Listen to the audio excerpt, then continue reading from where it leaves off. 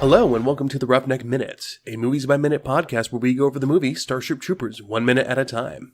I'm one of your hosts, Matthew. And I'm your other host, Johann. And we're at minute 84. This minute begins with the two still trying to address and ends with a mysterious figure stalking our troopers.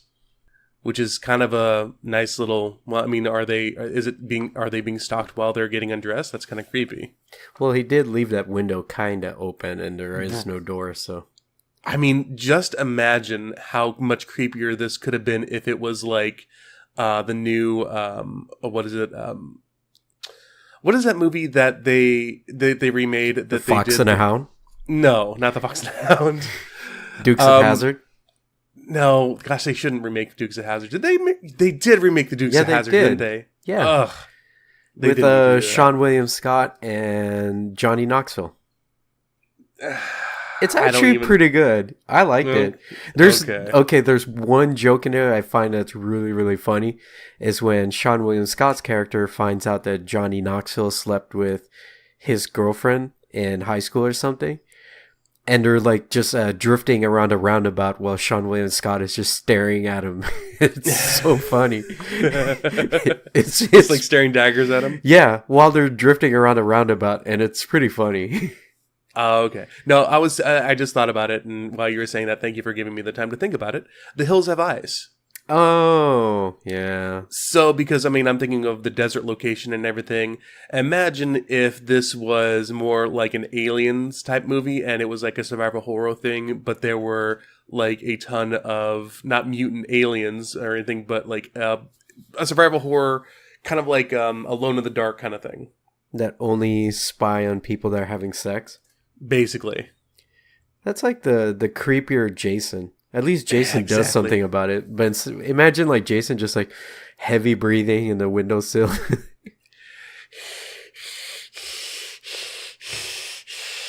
off her bra. Oh wait, she's not wearing one. Even better. Even better. Oh wait, I don't talk. I mean, take off the bra. That's what I do. But yeah, scene changes as soon as that happens.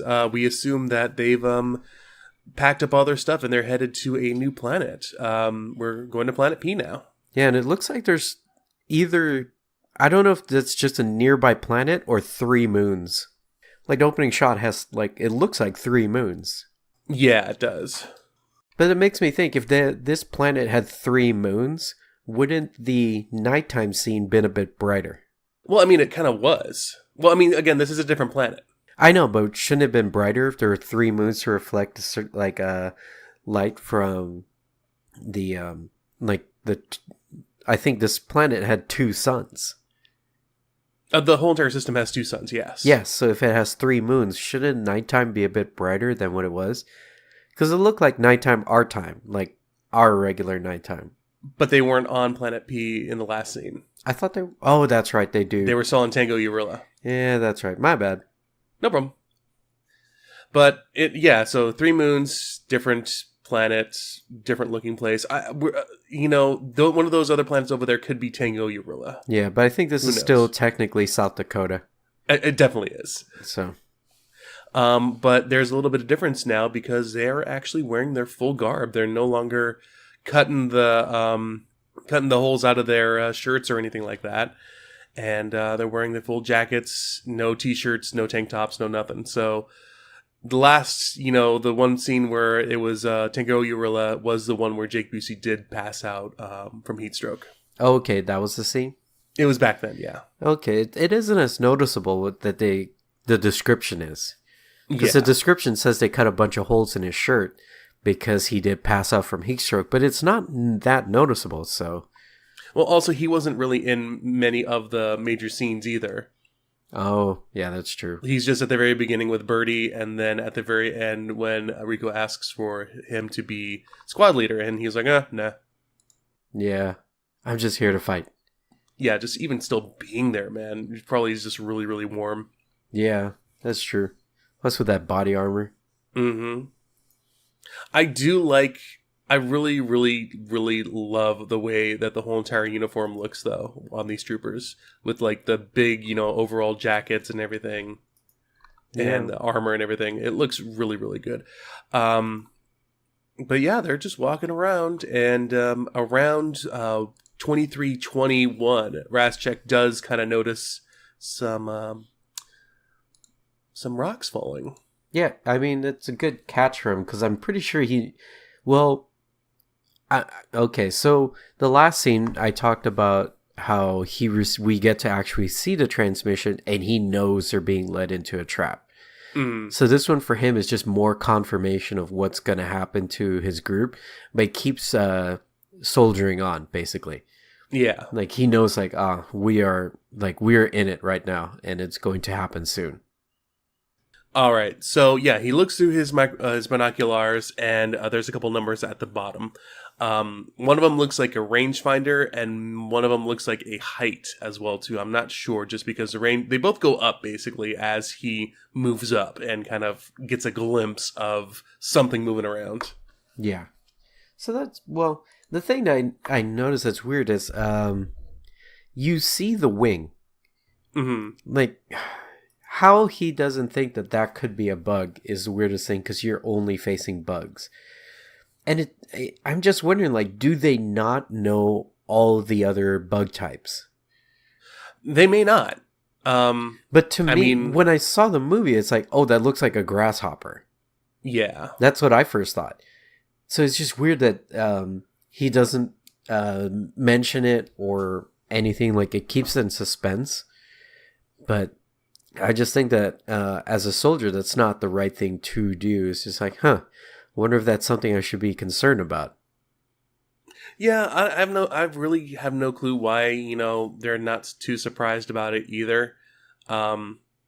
Maybe it's just because they're in this kind of tight canyon that they're assuming that nothing can really come get them in this tight canyon. Like they could be watched, that's fine, but if they're being attacked, they would notice because they're in the middle of the canyon, so it would either come from the top or either side of them.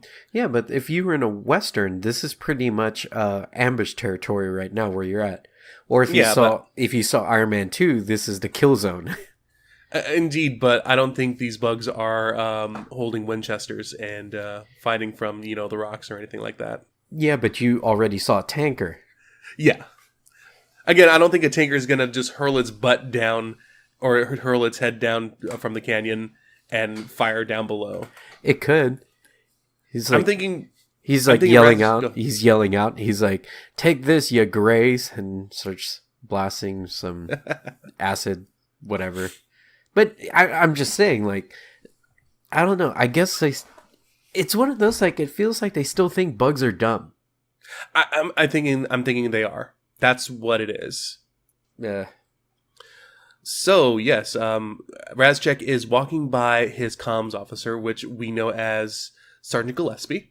Oh, that's right. He is Sergeant here. In the script, he's Lieutenant. No, because Lieutenant Raschek is a lieutenant. Yeah. But no, he's Sergeant Gillespie. He's the comms officer. No, I'm reading this wrong. Sorry. Yeah. No problem. It says Sergeant. Never mind. Okay. He is played by Colonel Achilles Alicio. Colonel Achilles Arnelicio, I think. Got it. Yes. He is mostly a producer actually now. But I guess he was the son of a producer or something, and he got this part. He actually plays in the movie. His name is Sergeant Gillespie as Colonel Alicio.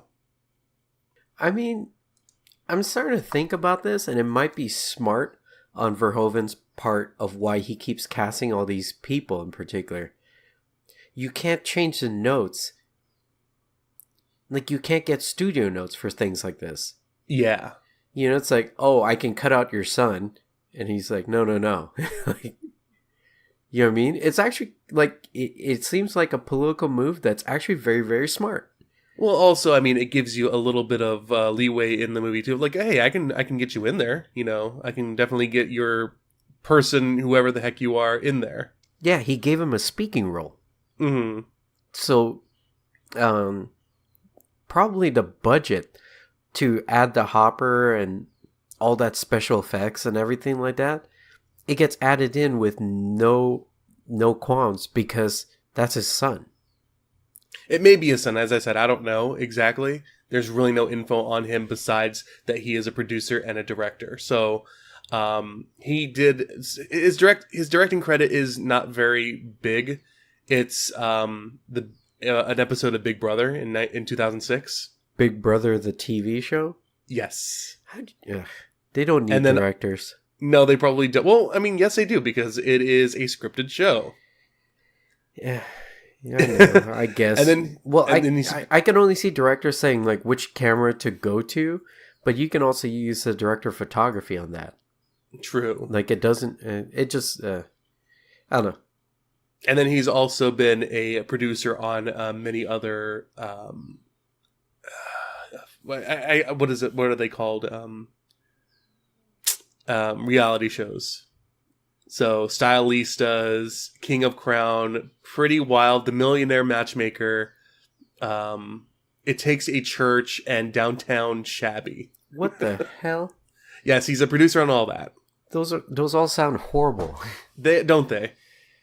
I've never heard of any of them, and they all sound horrible. Well, Downtown Shabby. Let's take a look here. Downtown Shabby is, gosh, it doesn't come up on anything. I'm actually not gonna put that in there. Okay. I put it onto Google, and there is something on here. All right. Do you want the program description? Sure, go for it. All right. So it looks like this is. I'm not sure this is a reality show or not. All right. Once the envy of downtown neighborhoods, the older home featured in the series may look inviting from the outside, but those looks are certainly deceiving.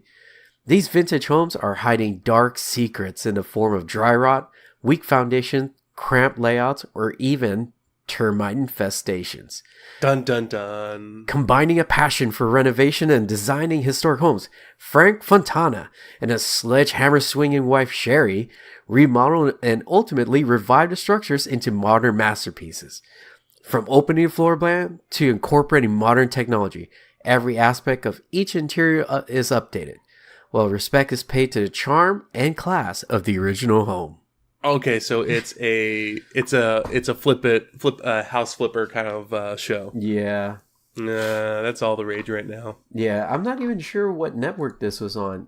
I think it's FYI. USA, I think. No, it says FYI. Oh. What? Where's that the thing show? No. The logo FYI is on the bottom left of like everything, even scenes from the house itself. So I'm not sure if FYI is like a website or the network. No. Yeah, it says here FYI Asia.tv. So maybe it was broadcasted in different countries. My research for this movie only goes so many tangents. Yeah, it says here FYI TV. Well, whatever. That doesn't matter at all, does it? Okay, it's part of A&E. Oh, okay. So glad we got to the bottom of that. Yeah, I mean, mystery solved. Mystery solved. So yes, Colonel Sergeant Gillespie here is a producer on a show called Downtown Shabby from the A&E network. I guess. Good research there, Johann.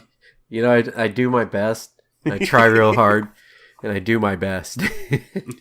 But yeah, so he tells Razchek that he can't get a signal in. He's trying to get a hold of General Owen. Razchek tells him, hey, it's these canyons, get to higher ground, and pushes them hard. I love that push. Yeah. So in the script, he just says, like, I don't understand it, Lieutenant. It's not getting anything from the 4th Brigade, not even their transponder. So he's not trying to say something. He's just trying to hear if there's like a beacon or something like that. Yeah. So that's why I think like he's getting that push of like more lines. That's why I'm starting to think, or that's why I really think that putting him in there helped push things from getting any production notes, which is like the bane of all directors and writers and whatnot. So we're at that point where there's that ominous thing that happens where you see something run across the screen real quick with that glint of like green and amber colors, looking like kind of a, what is it, like is that potato bug or a June bug? Like we have them here in California. I called them Japanese beetles. Yeah. I don't know if that's culturally sensitive now, but I don't know if it shouldn't be cultural sensitive because that is the name of a bug. Let me see. Japanese beetle. I think that's what it's called. Yep, and that's what shows up. That's what it is. Okay. Well, it is not culturally insensitive. Thank goodness. Yeah. It's either Japanese beetle or this one called Popilia.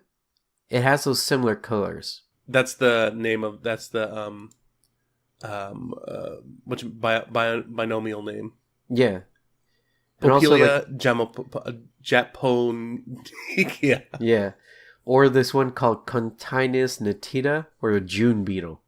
Mm-hmm. Like, it has those similar colors. Regardless. Yeah. It does look kind of cool. I'm kind of favorable to those colors on a bug. Those bright colors. They do look kind of cool. But there's something about the script that happens that does not happen here. And what it is instead of seeing this one bug, there's supposed to be like a swarm of hoppers following him along. Ooh. Yeah, instead of just the one. So, I well, guess we don't know if there's like multiple. I mean, we only just see the one. Yeah. Or the few. Yeah. And you'll always be my friend.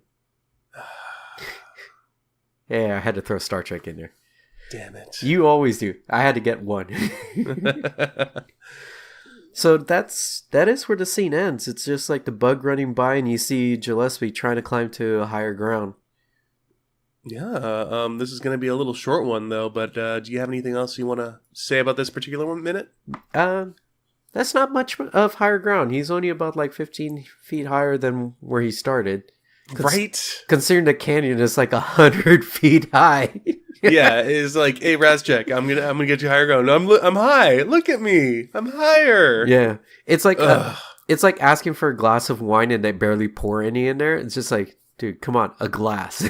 Yeah. It's like, can I have some water? Yeah, you can have some. Yeah, and he gives you a little bit. Yeah, it's like, get to higher ground. He stands on a bench, like, dude, come on. Seriously, stop messing around, Gillespie.